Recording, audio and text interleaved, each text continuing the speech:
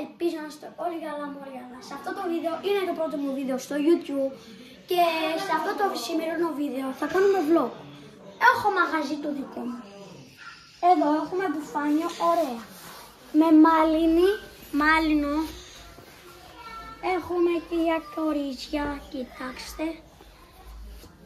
Εδώ έχουμε ένα τριγωνάκι που τα πήραν όλα από εμένα. Σερενάτες. Τελείωσαν αυτά. Έχω ανοίξει καινούριο. Ωραία.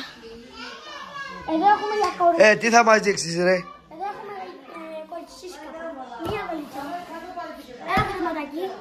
Όμορφο και ωραίο. Ταιριάζουν σε κάποια κορίτσια. Για μικρούτσικα είναι εδώ. Μία μπλούζα. Ένα πατελονάκι. Εδώ η Άριελ. Αυτή είναι η Barbie ρε. Ωραία, έλα. Cringe. Γιατί είναι Δείξτε καλύτερα και από την άλλη μεριά. Cringe. Ωραία, έλα εδώ να τραγουδήσεις ένα τραγουδάκι. Άντε να τραγουδήσουμε, έχουμε και Έλα, θέλω να μου τραγουδήσεις τα Χριστούγεννα ρε. Έπασε κάτω ρε, τι μάγαζι είναι αυτό. Ωραία. Κοιτάξτε παιδιά, κοιτάξτε. 17 ευρώ αυτό κάνει παιδιά. Κοιτάξτε μέσα. Κοιτάξτε. Εγώ είμαι δηλαδή το μαγαζί. Το μαγαζάτορα.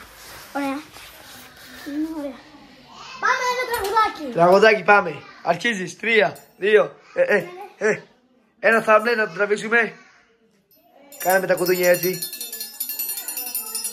Μία κάτω, πάμε. Ξανά το ίδιο. Μπράβο. Πάμε, τραγούδα ένα τραγουδάκι τώρα.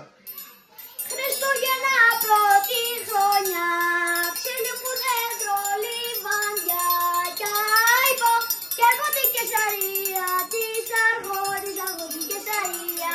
Βαστά εικόνα και χαρτί και καλαμάρι, δες και με το παλικάρι. Και γεια σας. Εδώ σερνάτες.